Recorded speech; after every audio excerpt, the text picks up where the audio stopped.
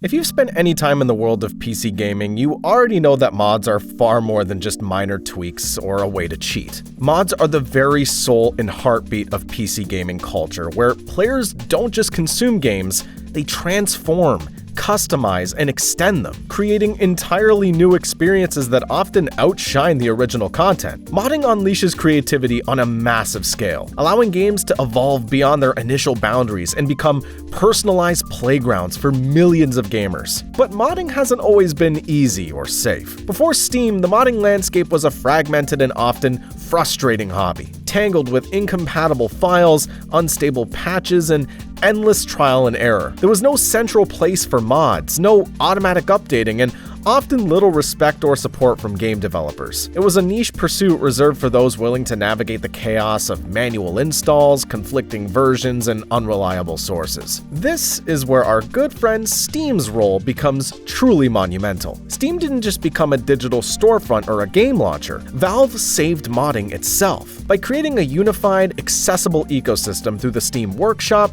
Valve turned modding from a fragmented hobby into a thriving, dynamic, and sustainable community that thousands of gamers and millions of players rely on daily. In this video, we'll dive deep into the incredible story of how Steam saved modding for PC gaming. We'll trace the rocky and chaotic early history of modding, explore the revolutionary birth and growth of Steam Workshop, examine the profound cultural and economic impact mods have had, confront the controversies like paid mods, and peer boldly into the exciting future of modding on Steam and beyond. Modding's story stretches back decades, long before Steam was even in the picture at all. In the 1990s and early 2000s, modding was largely the domain of dedicated, passionate hobbyists who knew their way around file directories and hex editors. If you wanted to mod your favorite game, you were on your own, navigating a wild west of unsupported tools, obscure instructions, and scattered and unreliable downloads. Back then, games shipped on physical disks, and mods had to be manually installed by copying and replacing files buried deep in folder structures that varied wildly between titles. This was a painstaking, error-prone process that often required a technical mindset and a lot of patience. Mistakes could break the game entirely, forcing painful reinstalls. Moreover, game patches would frequently break mods, requiring modders and players to scramble for fixes or abandon their work altogether. Communities were fragmented and hard to find, spread across various fan forums, IRC channels, and niche websites that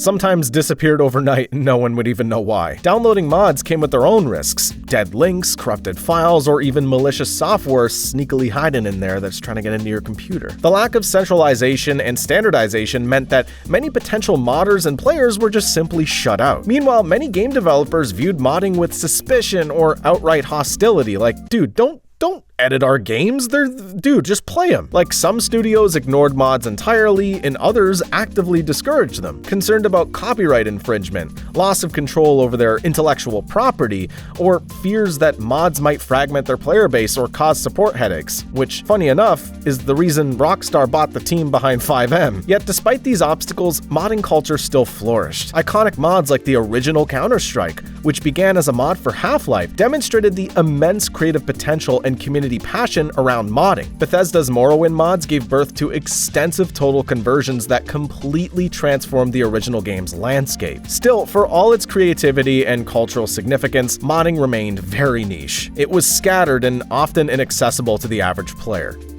Valve entered the gaming world with Half-Life, a groundbreaking title that quickly gained a massive and dedicated fan base. I love the game myself. And with that included one of the earliest and most passionate modding communities ever. Valve was among the first developers to truly recognize the potential in mods, and it's really the foundation of most of their games we see today. They saw them not just as fan projects, but as engines for longevity, community building, and even talent discovery. When Valve launched Steam in 2003, technology, the platform's initial purpose was practical: digital distribution and automatic patching to reduce piracy and ease update headaches. I mean, it made sense. Early Steam focused on convenience, making it easier for players to buy, install, and update games without needing physical media or discs. But Valve's vision for Steam extended far beyond a simple storefront. They saw Steam as a platform for community-driven content and collaboration. They understood that mods were an essential pillar of PC gaming's ecosystem and laid early groundwork to support modding better than anyone else, setting the stage for the revolution to come. The launch of Steam Workshop in 2011 marked a transformative moment in the history of modding. For the first time, modders had a centralized, user-friendly platform where they could upload their creations, and players could browse, download, install, and update mods with a single click. No manual file manipulation required. This was game-changing. No longer did players have to scour dozens of third-party websites or struggle with complicated manual installs. Steam automated the entire mod lifecycle. Installation, updates, version compatibility, and management were all handled seamlessly inside the Steam client. For modders, Workshop offered unprecedented visibility and community engagement. Modders could showcase their work, receive ratings, comments, and feedback, and gain followers, creating a direct feedback loop that encouraged quality improvements and innovation. Developers quickly embraced Workshop integration, releasing official modding tools and promoting community content as part of their games. Titles like Skyrim, Left 4 Dead 2, Team Fortress 2, and City Skylines experienced massive longevity boosts thanks to thriving Workshop communities. Steam Workshop transformed modding from a chaotic hobby into a powerful ecosystem fueling games for years, sometimes decades. Mods are not just files or downloads. They've become a cultural phenomenon and a lifestyle within PC gaming. Thanks to Steam Workshop, mods have grown into a core reason why millions of players continue to engage with games long after their initial release. And the range of mods is staggering, from simple quality of life improvements like UI tweaks or texture enhancements that make you wonder why fans just didn't develop the game instead, to total conversions that replace entire game worlds, characters, and mechanics. Mods allow players to customize games to their precise desires. Maybe you want to increase the difficulty, add weapons, characters, storylines, or completely transform games into the way you like them. As an example, I own Just Cause 2 literally because I just wanted to play Just Cause 2 multiplayer. The modding community fosters creativity, collaboration, and mentorship. Veteran modders share knowledge, tools, and advice, nurturing a vibrant ecosystem that inspires new generations of creators. With Workshop's social features, collections, favorites, sharing, and social discovery, modding has become accessible to casual players too. This inclusion has transformed modding from a fragmented niche into a vital pillar of what PC gaming is.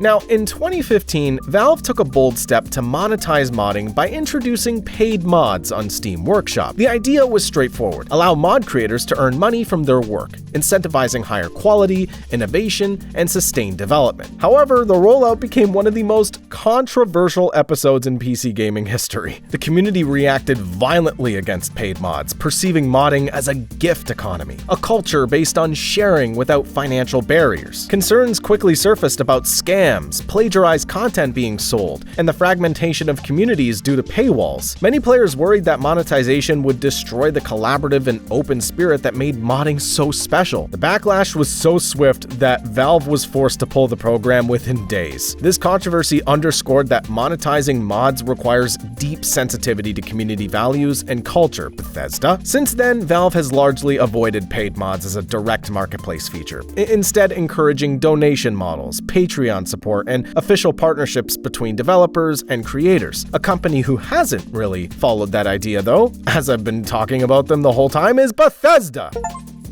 One of Steam Workshop's greatest strengths is Valve's focus on empowering developers and modders with robust, accessible tools. Valve's SDKs, APIs, and modding frameworks have enabled creators to build increasingly complex and polished mods. This support encouraged developers to design games with modding in mind, integrating official mod tools that open doors for players to build new maps, characters, quests, game modes, and more. For example, games like Dota 2 and our GOAT, Team Fortress 2, exemplify how how community-created content can become official features, with Valve sometimes hiring top modders or incorporating their work into the game itself. Team Fortress 2's official updates as of, 2015 I think, have all been largely incorporating workshop-built maps and cosmetics. This developer-modder partnership elevated modding beyond hobbyist tinkering into a vital part of the game development pipeline, and it makes sense. It enriches gameplay experiences and fosters a dynamic, player-driven evolution, and developers could just back right off and they don't have to do anything. While the workshop began as a mod repository, it quickly expanded to host a broad array of community-created content, like skins, avatars, music packs, UI themes, and custom game modes. This diversity transformed the workshop into a vibrant marketplace of player creativity. Gamers can personalize their experience with unique aesthetics, sounds, and gameplay tweaks however they want, and these are often created by fellow players. Workshop also supports Steam's broader marketplace economy, particularly in games like CS:GO and Dota 2, where cosmetic items have real-world value and fuel extensive trading and creator economies. This convergence of modding, customization, and commerce fosters an ever-evolving ecosystem that enriches player choice and creator opportunity. Modding is a fundamental reason PC games remain fresh and relevant for years, sometimes decades after release. Mods fix bugs, add content, improve visuals, and tailor gameplay to community preferences. Thanks to Steam Workshop, and honestly other sites I haven't even mentioned like Nexus Mods, games like Skyrim and Fallout 4 boast passionate communities that sustain player interest indefinitely. Mods keep classics alive and draw in new players. And honestly, I don't think New Vegas would be as popular as it was if it weren't for mods. Without Steam's infrastructure, modding would remain fragmented and inaccessible, limiting its reach and cultural impact. Workshop's centralized, user-friendly platform is critical to sustaining PC gaming's vibrant ecosystem.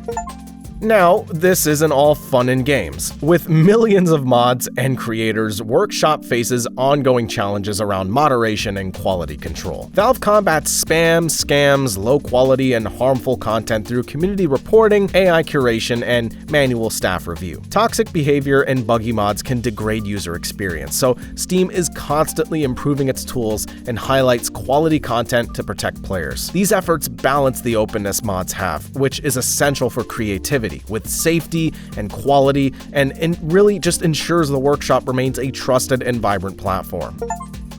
As gaming technology advances, so too does modding. Steam's leadership in VR, like I talked about in my last video, through devices like the Valve Index and Steam VR platform, opens thrilling new frontiers for immersive modding. VR mods add new worlds, mechanics, and experiences that redefine creativity in 3 dimensions, sometimes 4 if you got a bodysuit on. Steam's cloud infrastructure enables syncing mods and saves across devices, making modding even more accessible and seamless. I've talked about this briefly in my last video, but I've played through Half-Life Alyx about 2 times fully. I love that game, and I think it's honestly a perfect 10 out of 10. Afterwards, though, I was kind of feeling left out, like I just wanted more to play. Well, Valve added Workshop content. I started playing through like John Wick levels and horror levels, and one level took away the glove and I had to scavenge resources. It opened up so much possibilities for this game, and it turned it into a completely different game at some points.